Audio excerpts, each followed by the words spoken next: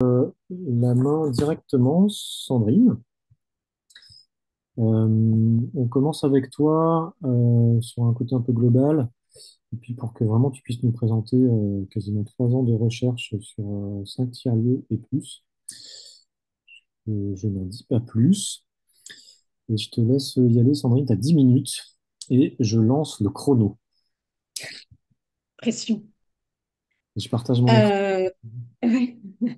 Donc moi, j'ai effectivement présenté quelques résultats qui sont extraits de la recherche-action qui s'intitule Coopération en gouvernance partagée entre tiers-lieux d'un territoire de l'intention à l'acte. Donc c'est ce que Laurent a fait référence au projet.gouv, hein, donc il s'agit bien de ça.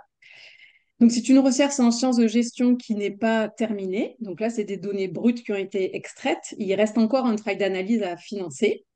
Avis aux intéressés en passant.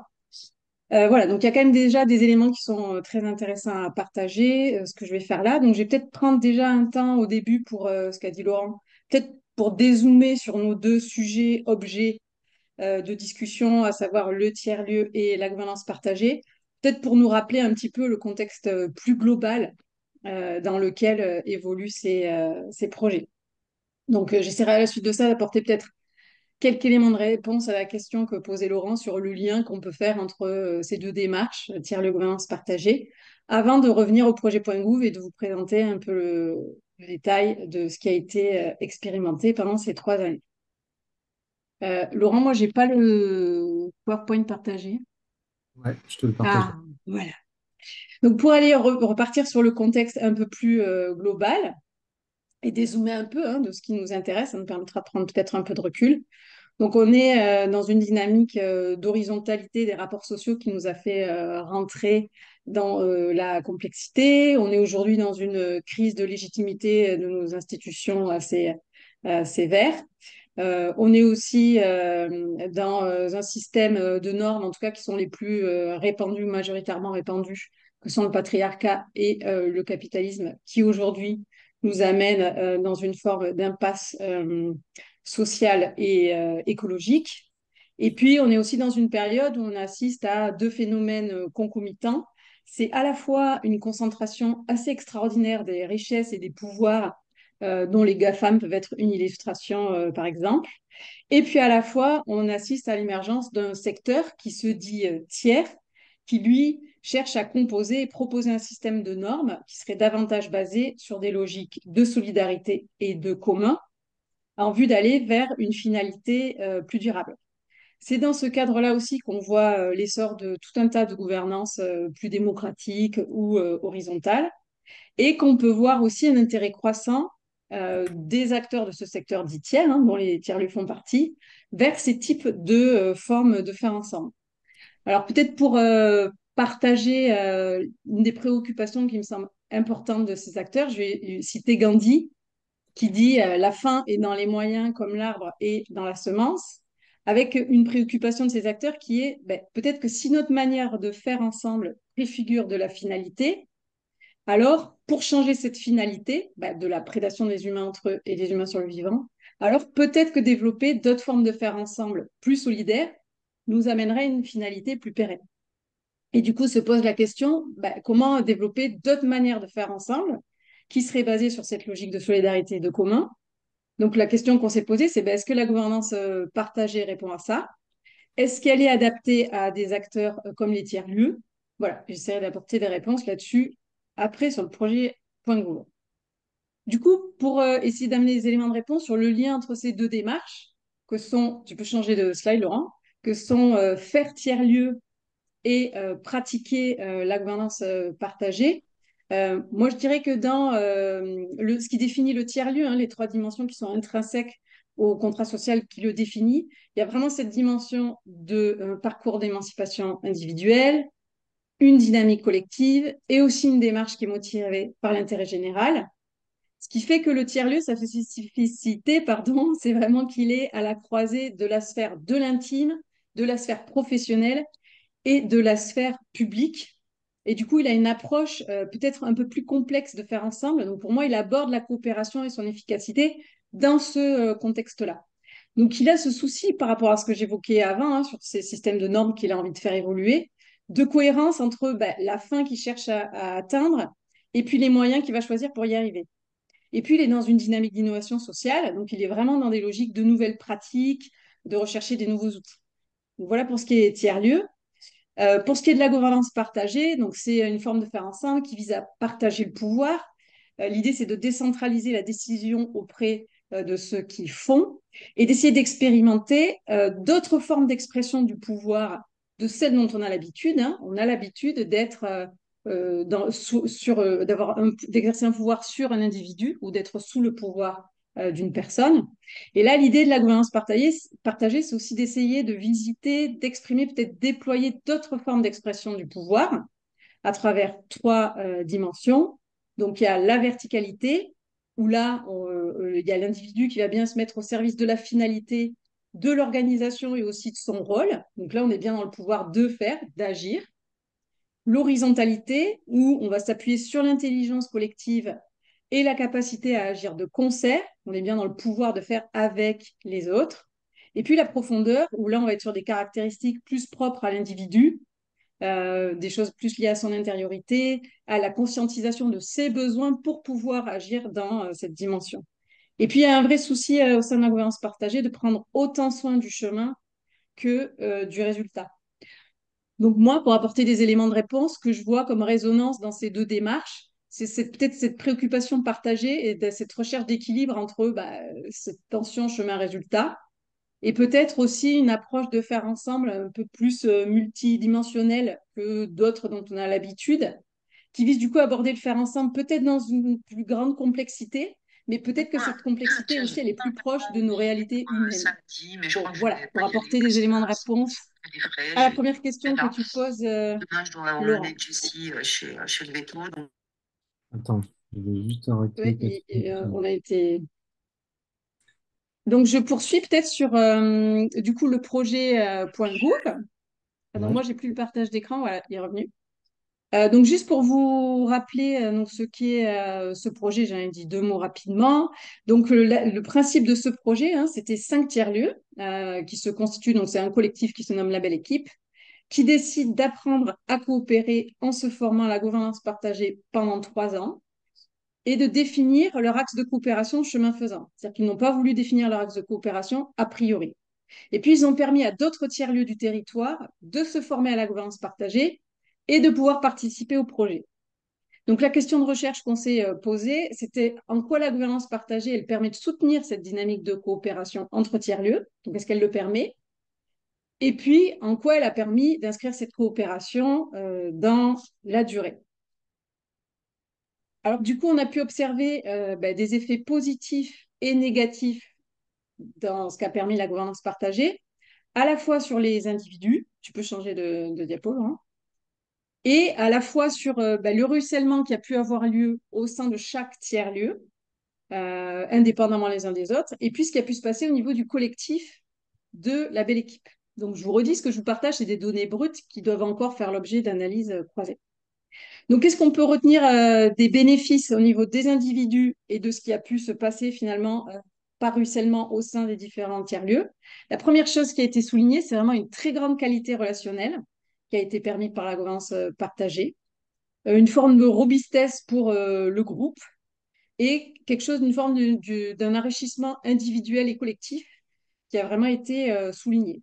Ça a aussi permis d'acquérir des outils et des pratiques pour vraiment soutenir le travail collaboratif. Ça va d'animer des réunions, à prendre des décisions, pour rentrer dans le détail si vous le voulez. Et puis, ce qui a été aussi souligné, c'est vraiment la possibilité de pouvoir exprimer les tensions. C'est vrai que dans certaines organisations, des fois, ça peut être un peu tabou d'avancer ce qui gratte, ou ce qui pose problème, ou ce qui est problématique. Or là, ça a été salué de pouvoir clairement poser ces tensions et même de s'appuyer dessus pour pouvoir évoluer et aller plus loin. Ce que ça a aussi permis de positif qui a été souligné, c'est aussi une plus grande autonomie dans les groupes. En tout cas, dans certains tiers-lieux, c'est ce qui a pu être constaté, c'est que sous l'effet de cette culture de travail, finalement, il y a des groupes qui arrivent à travailler de manière plus autonome sans toujours s'en remettre à un centre. Donc voilà un peu globalement sur les effets positifs.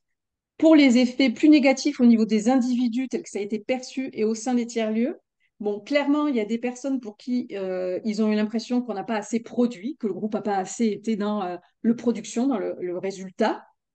Il y a eu aussi quelque chose d'une grande difficulté à gérer de concert, à la fois de produire des choses et à la fois de prendre soin de ce chemin. Donc, il y a une tension au niveau du temps qui fait que quand on prend du temps pour définir, être sur vraiment comment on va procéder, dans un environnement qui aujourd'hui valorise plutôt uniquement le résultat, ça a pu susciter pas mal de tensions. Par ailleurs aussi, ce qui a été souligné, c'est que autant la gouvernance partagée a permis une grande qualité relationnelle, mais quelque part, elle augmente la pression sur les individus à travers l'expression de soi qu'elle va demander ou les remises en question qu'elle peut susciter par rapport au changement de référentiel de normes dont je parlais au départ, qui a pu être difficile pour les personnes. Il y a eu aussi quand même une certaine confusion qui a pu se produire dans certains tiers-lieux, où, malgré les explications qui ont pu être données, la gouvernance partagée, elle a été associée à du tout horizontal, c'est-à-dire tout le monde décide de tout, et ce qui n'est absolument pas sa proposition, ce qui a pu susciter des tensions et des conflits dans certains tiers-lieux. Par ailleurs, il y a eu aussi d'autres personnes pour qui finalement, ben, cette question du chemin et prendre du temps pour discuter de comment on va procéder, a pu présenter peu ou pas d'intérêt. Donc, ça peut susciter pour ces personnes une forme de désengagement parce que ça concerne quand même pas mal de temps. On peut changer de diapo, Laurent. Donc, qu'est-ce qui s'est passé au niveau du collectif de la belle équipe? Donc là, on est sur le niveau interorganisationnel des 5 tiers-lieux qui ont coordonné le projet à l'initiative de son démarrage, de sa conduite, pardon. Donc, il y a eu dans les effets bénéfiques vraiment quelque chose d'assez fort qui a été souligné sur le fait que la gouvernance partagée a évité des ruptures ou des départs et elle a favorisé le rapprochement des membres. Donc, c'est là aussi qu'on peut voir un peu la dimension robustesse, hein. Ça permet de résister mieux finalement aux aléas. Le groupe a pu souligner aussi que ça a permis de lisser les rapports de domination qui existaient pourtant entre certains tiers-lieux au démarrage du projet. Ça, c'est important de le souligner. Et puis, il y a aussi des choses qui ont été largement amenées autour de cette question du fait que la gouvernance partagée est vraiment un ciment culturel fort pour faire ensemble, un peu comme un langage commun sur lequel on peut s'appuyer pour faire à ce niveau interorganisationnel. Le travail a quand même abouti à des résultats concrets, puisqu'il y a eu un certain nombre de partenariats qui ont pu être tissés à la sortie de cette expérimentation. Et puis, il y a aussi des personnes qui ont pu dire que finalement, rajouter cette dimension chemin à la réflexion et au projet, ça a amené plus de consistance et plus d'intérêt finalement au projet. Donc oui, peut-être ça le complexifie, mais ça a aussi amené quelque chose qui était vraiment intéressant. Donc voilà pour les aspects plutôt bénéfiques dans ce qui a pu être apporté par la gouvernance partagée. Et puis pour les écueils ou les limites qui ont pu être soulignées, donc là aussi au niveau de la belle équipe, il y a cet arbitrage de temps entre faire et comment faire, hein, cette tension chemin-résultat qui a été vraiment omniprésente, donc qui a représenté une difficulté. Et puis il y a aussi la question de la gestion des conflits qui a été difficile parce que la gouvernance partagée, quelque part, permet de passer de l'implicite à l'explicite. Donc, ce faisant, elle permet d'exprimer les tensions. Donc, ça, c'était plutôt perçu positivement. Mais elle met aussi à jour les conflits. Quand même ils étaient là, elle les rend visibles. Et du coup, les personnes ne sont pas toujours prêtes et ou outillées pour les traiter. Donc, ça, c'est quelque chose qui, aussi au sein de la belle équipe, n'a pas été évident à appréhender pour le groupe. Et puis, malgré le fait de pouvoir amener au sein de certains tiers-lieux une forme d'autonomie dans les sous-groupes, ça a pu créer des tensions au sein de la belle équipe où, quand bien même les sous-groupes avaient une certaine capacité de pouvoir de décision, ben, le groupe cœur, certaines personnes dans le groupe cœur de la belle équipe, ont pu se sentir un peu dépossédées de décisions qui pouvaient être prises dans ces espaces, quand bien même ils en avaient l'autorité. Et du coup, ça a amené remise en question de ces décisions, discussion, lenteur et donc inefficacité, alors que l'objectif est absolument l'inverse. Et le dernier point, et je m'arrêterai là-dessus, pas mal de choses qui ont été soulignées aussi par les personnes qui ont vécu cette expérience-là, à savoir que c'est quand même difficile de faire de la gouvernance partagée sans aller sur de la transformation personnelle. Là aussi, par rapport à ce dont je faisais référence au départ sur ce système de normes. Du coup, si certaines personnes ne veulent pas ou ne peuvent pas s'engager sur ce chemin-là, peuvent-elles pratiquer la gouvernance partagée et est-elle adaptée à ce type d'acteur? Voilà, je m'arrête là. Il y a beaucoup, beaucoup de choses à en dire. J'ai juste extrait une partie. Et s'il y a des questions, on peut aller plus loin. Et moi, j'étais sur un truc un peu général. Et les témoignages des autres tiers-lieux vont vous permettre aussi d'aller sur des choses peut-être un peu plus précises. Voilà pour moi. Merci. Merci Sandrine. Ça fait 11 minutes. 10 minutes 59. On avait dit 10 minutes.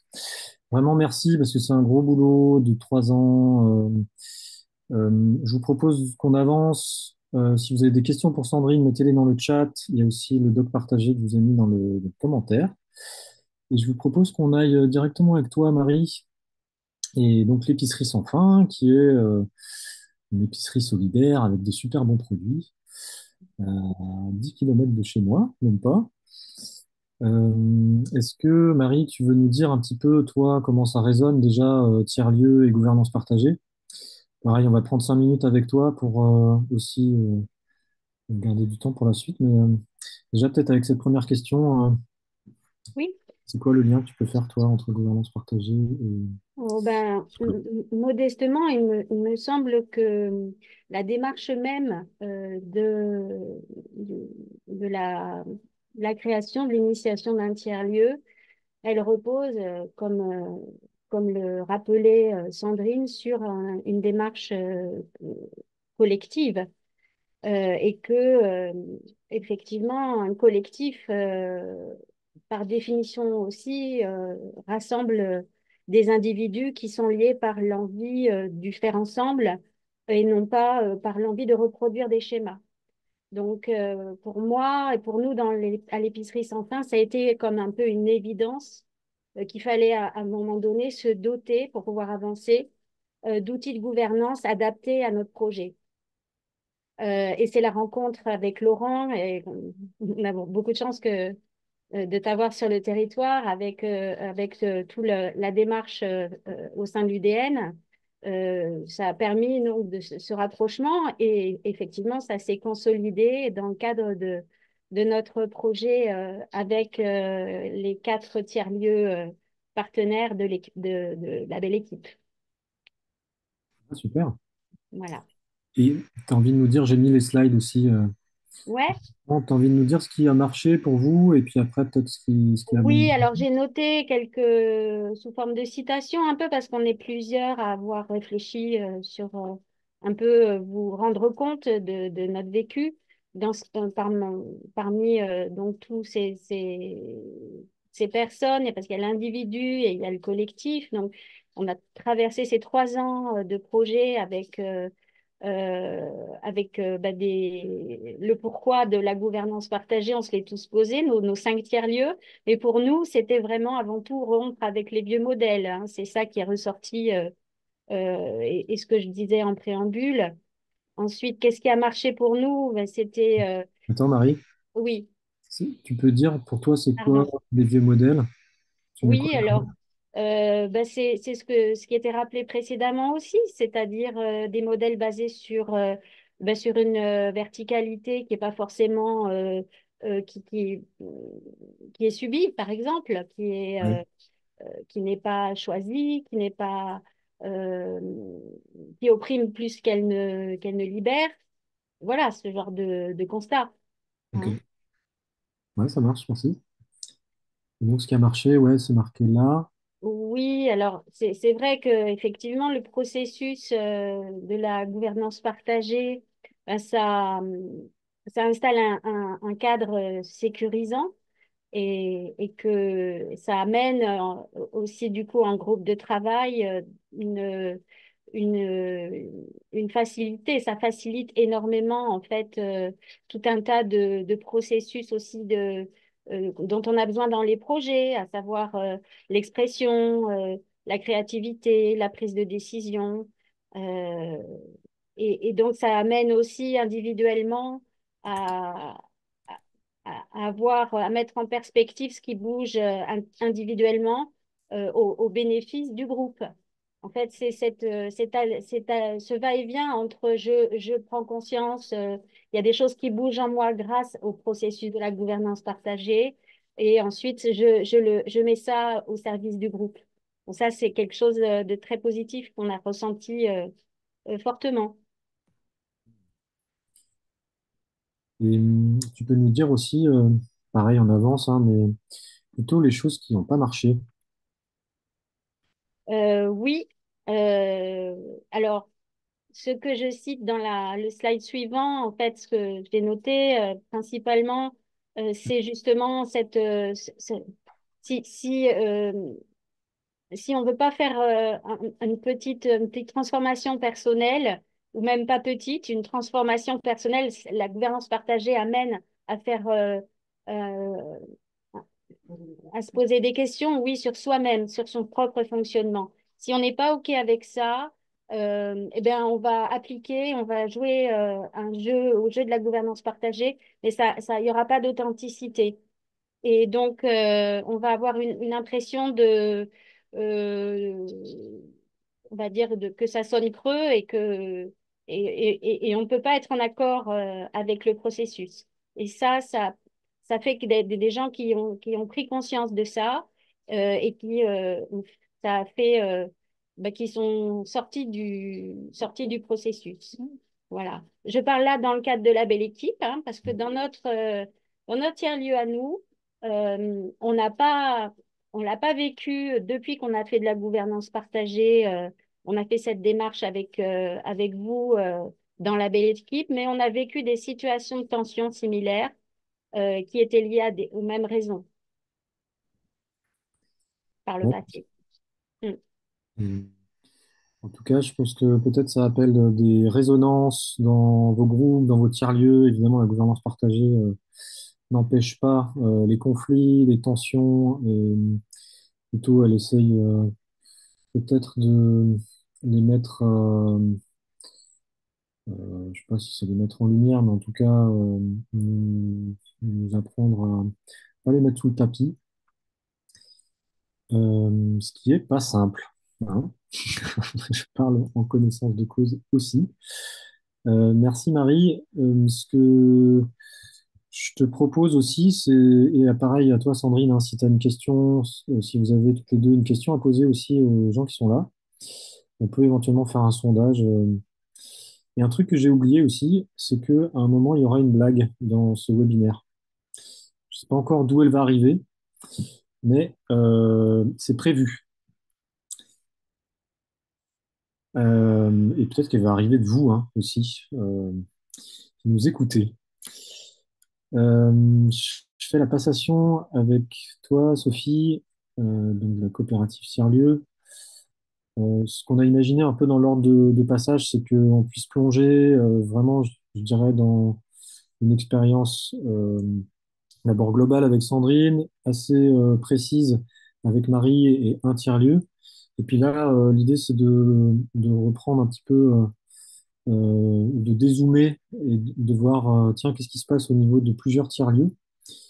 Euh, Est-ce que tu peux nous en dire un peu plus, Sophie, justement, sur comment tu vois ça, toi?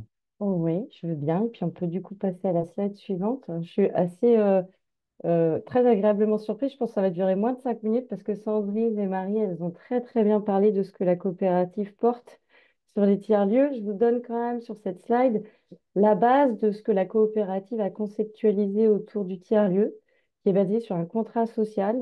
Et en fait, cette branche-là, du coup, ça marche vraiment comme une boussole, hein, ce diagramme-là.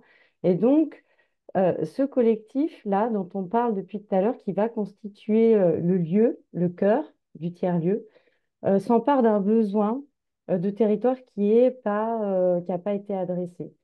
Et le but que ce soit déjà qu'on parte en collectif, comme le disait Marie, c'est qu'on a envie de changer les choses, mais c'est aussi de vérifier qu'on n'est pas dans une envie personnelle qui peut être tout à fait légitime, il n'y a pas de problème. On a le droit d'avoir des projets perso, on a le droit de monter des boîtes, tout ça. Mais par contre, si on a envie de partir en tiers-lieu, ben ça vient vraiment d'un collectif. Et si on veut vraiment que ce collectif, il arrive à l'innovation dont nous parlait Sandrine, et même Marie, de changer de système, de paradigme de pensée, eh ben, c'est bien en travaillant ensemble qu'on va pouvoir après proposer un vrai parcours d'émancipation individuelle pour la personne qui va entrer dans le lieu. Si vous êtes tout seul, vous risquez juste de faire un ping-pong et il n'y a rien qui va naître de ça. Si, il y a beaucoup de choses qui naissent, des dialogues. Mais il y a d'autant plus de choses qui naissent si on est plusieurs à y travailler et à œuvrer ensemble. Donc ça, c'est une première chose sur ce diagramme-là que je voulais juste remettre en place. C'est un peu théorique, mais c'est la base du tiers-lieu. Et puis, il y avait aussi cette question-là au sein des tiers-lieux, c'est que cette boussole-là, et je pense que c'est un peu la même chose sur la gouvernance partagée, c'est que c'est un chemin, comme le disait Sandrine, mais c'est à la sauce tiers-lieu, c'est-à-dire qu'on a le droit de se planter, c'est pas grave. On fait notre pas de côté, donc forcément, il y a des moments où ça va pas aller, mais c'est le mojo du tiers-lieu. Je suis agile, je me plante, je recommence, j'expérimente. Peut-être que je prends un outil de la gouvernance partagée, je le teste, ça marche pas, j'en fais mien, etc., etc. C'est pour ça que chaque tiers-lieu aussi, sans vouloir dénaturer le concept de gouvernance partagée, chaque gouvernance d'un lieu est à l'image du collectif qui le porte. Et donc, on va aller, comme un puzzle, essayer de constituer ce qui va faire que dans nous, cette gouvernance partagée-là, elle nous ressemble et elle fonctionne. Et en plus, elle a le droit de changer. Parce que justement, il y a d'autres personnes qui vont venir dans le lieu. Et là, on peut changer de slide. Ce que pose aussi la question de la gouvernance, c'est de pouvoir être en capacité d'intégrer des nouvelles personnes dans la gouvernance. Et donc, comment est-ce que j'accueille en tiers-lieu une personne qui potentiellement va venir nourrir la gouvernance? Donc, ça, c'est un autre item. C'est pas un écueil, mais c'est une difficulté qu'on rencontre de plus en plus dans les tiers-lieux en Nouvelle-Aquitaine. C'est quoi le premier accueil? C'est quoi la valeur hospitalité? C'est quoi le chemin que je vais imaginer pour la personne qui ouvre la porte de ce lieu? Comment est-ce que je vais pouvoir l'impliquer dans le projet?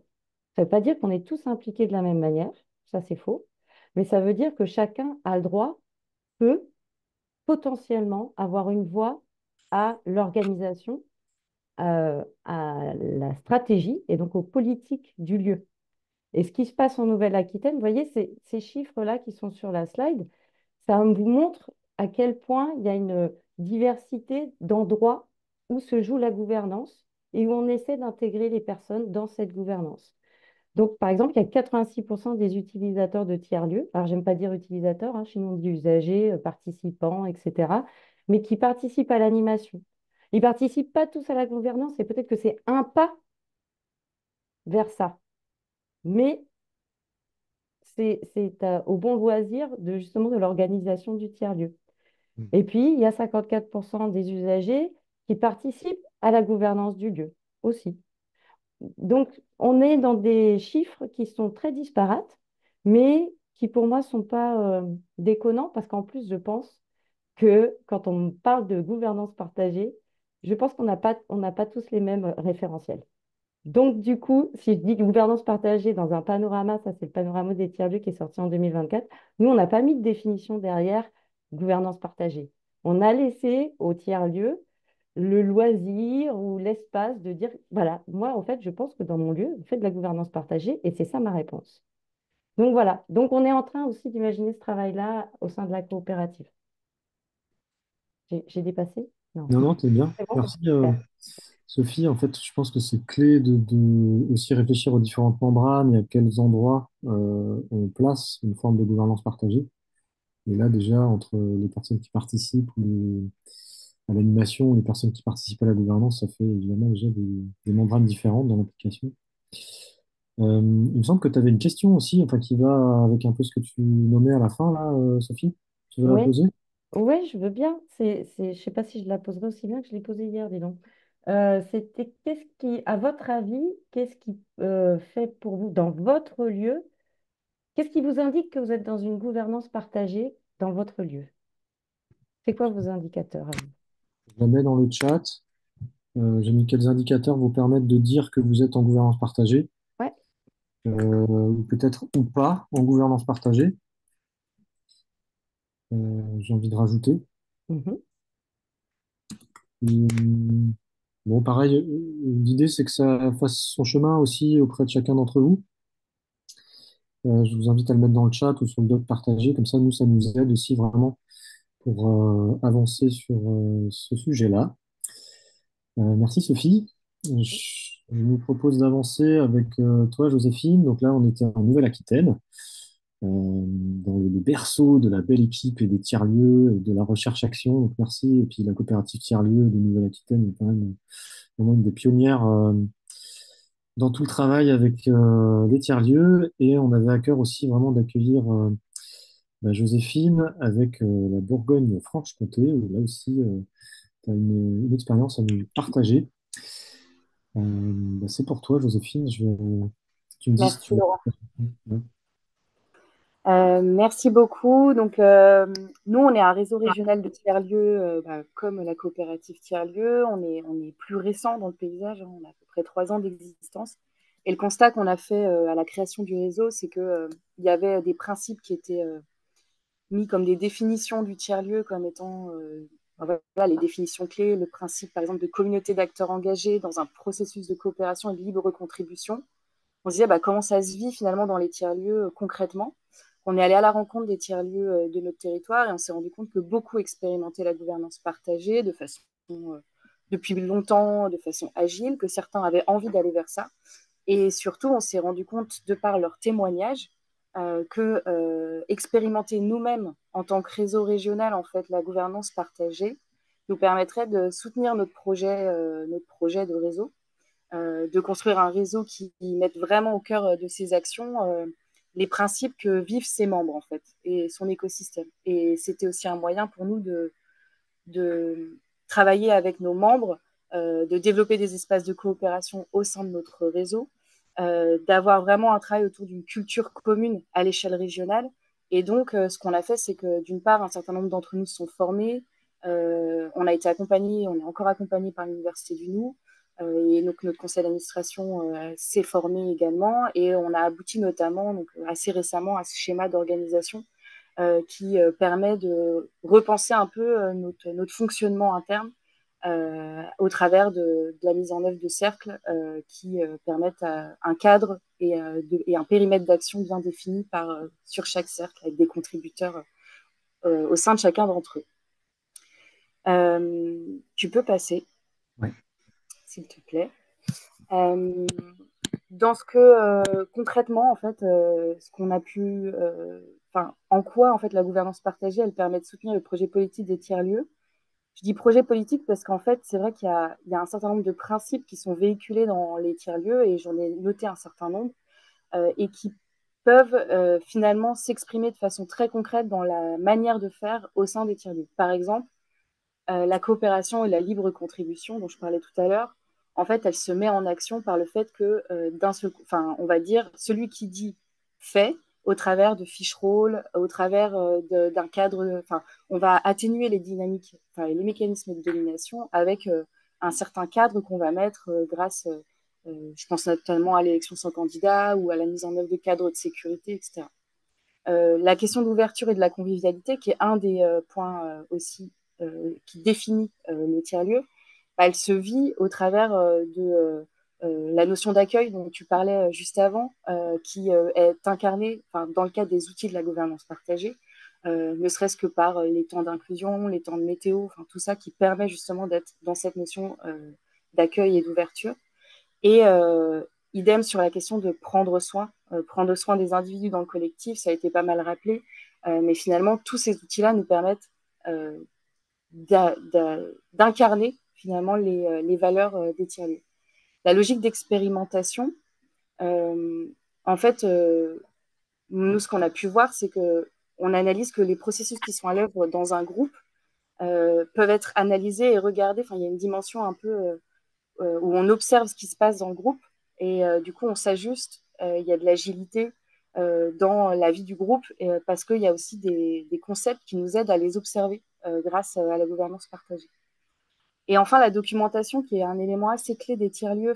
Il y a vraiment cette logique de toujours donner à voir ce qu'on fait, montrer ce qu'on fait pour que d'autres puissent prendre le relais, pour que les projets puissent se développer de façon, encore une fois, agile.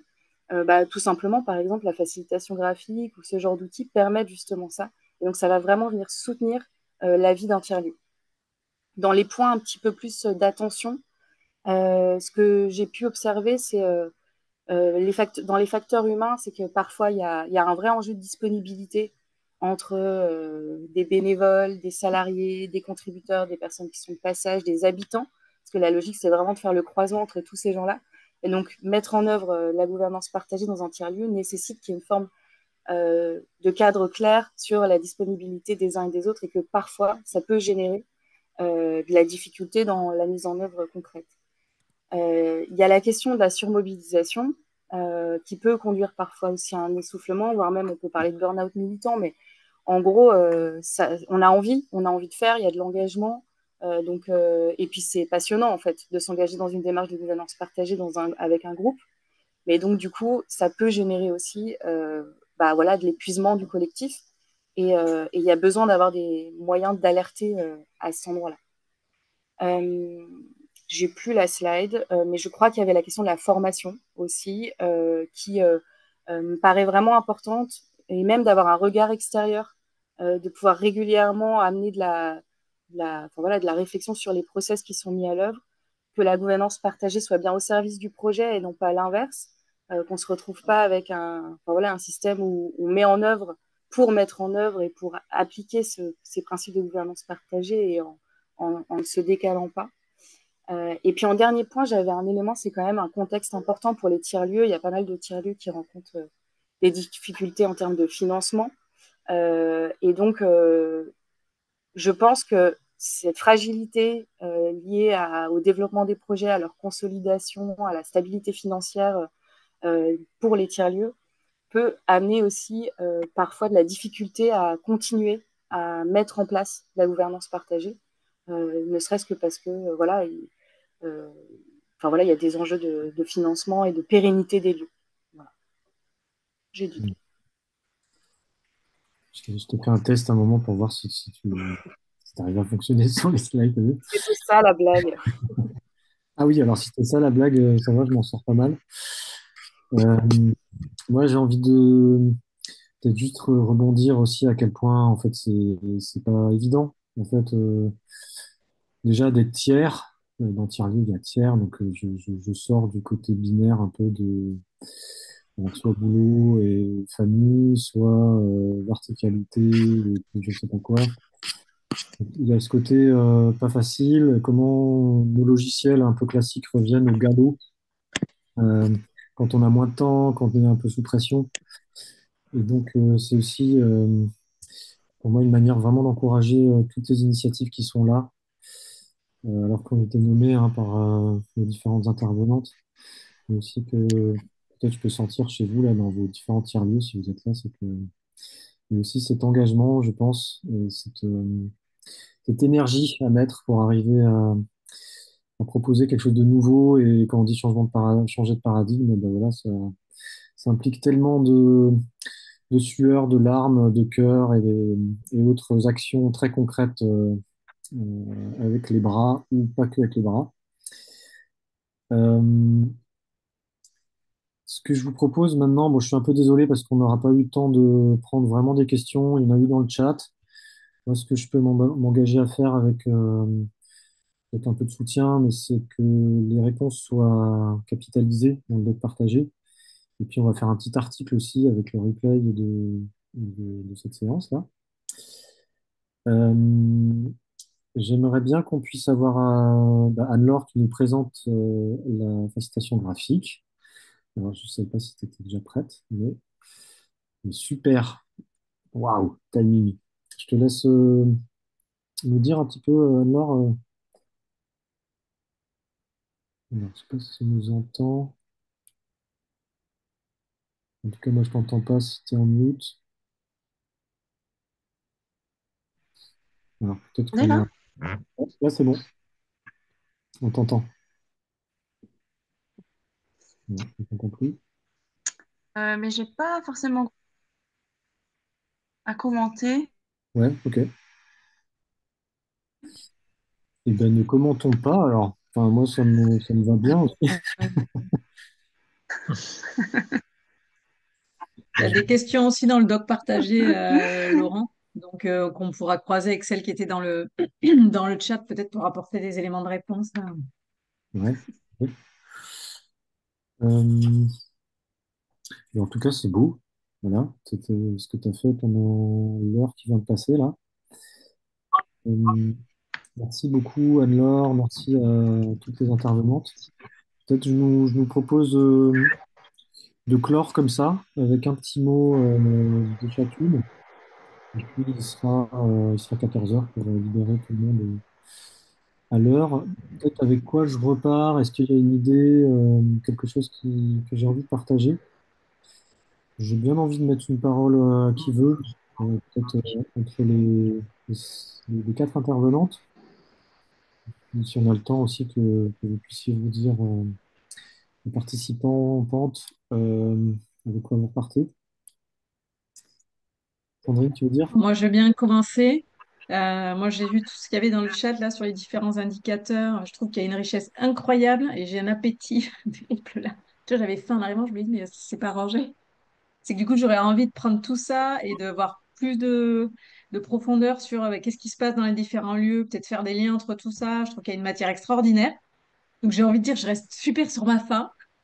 Donc, je sais pas, voilà, comment on peut exploiter ça et aller peut-être plus loin, mais je trouve que c'est très, très riche. Voilà, j'ai dit. Merci pour ce temps. D'autres, je vais prendre parole.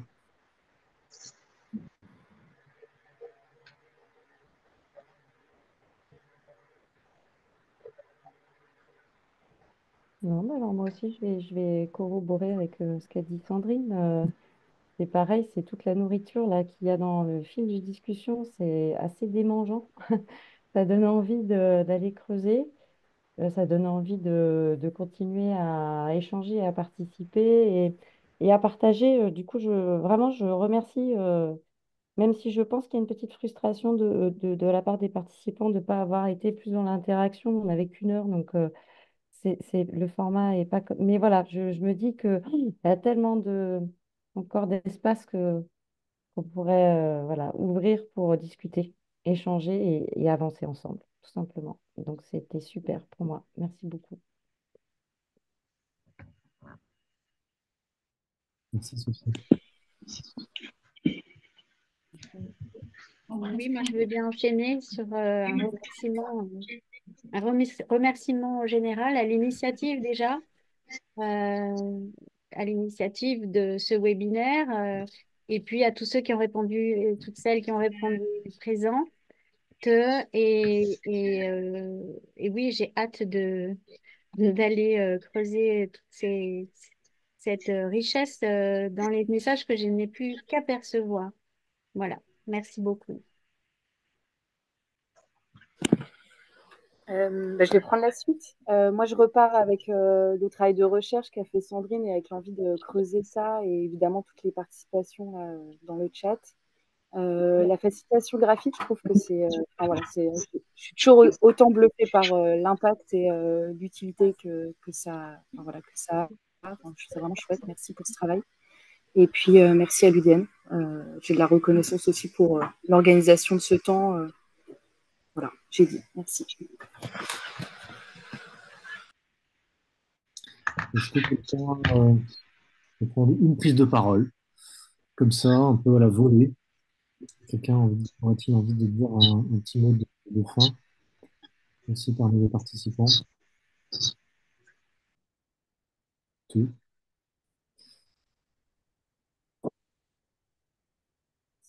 Unipop, tu veux dire un truc? Je prends, Renaud, Vas-y, Renaud. j'annonce au mois de mai l'Agora de la gouvernance partagée. C'est ouvert pour toutes les personnes qui ont une expérience dessus. Contactez les jardiniers du Nou. Merci. Hmm. Merci, Renaud. Bah, ça peut être l'occasion des annonces. Léo. Vas-y, Marie, ouais. Quand j'ai compris le doute, c'était au moi j'ai doute.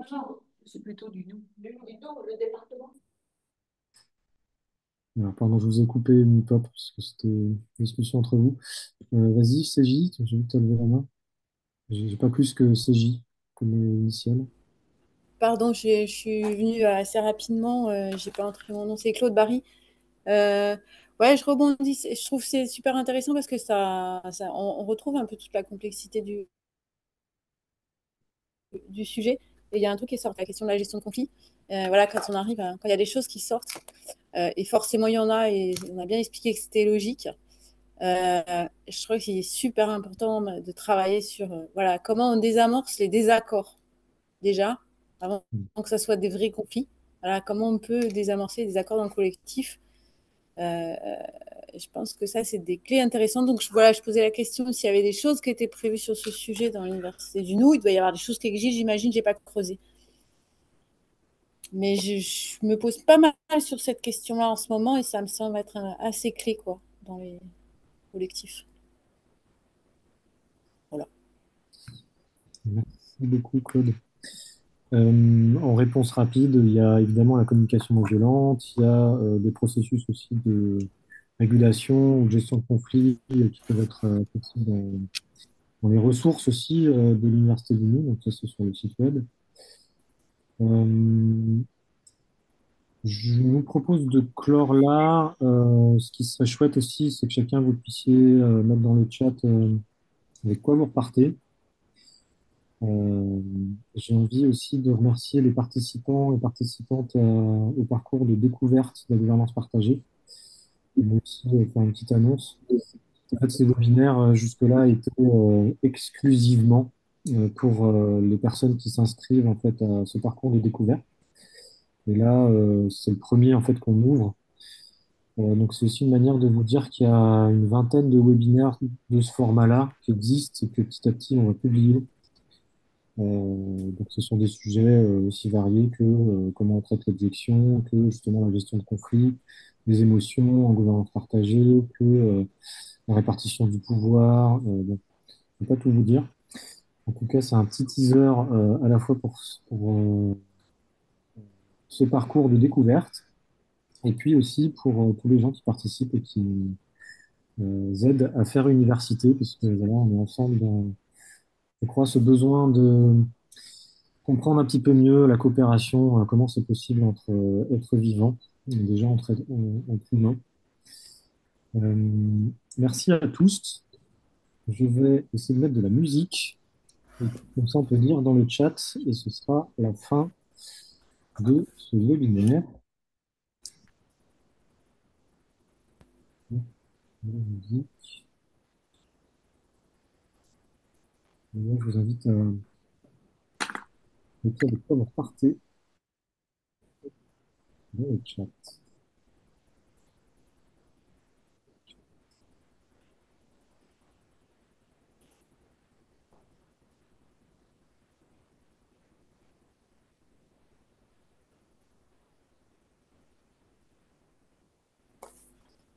Vous m'entendez là ou pas? On n'entend rien du tout. Mais c'est doit être sympa. Ah, vous entendez?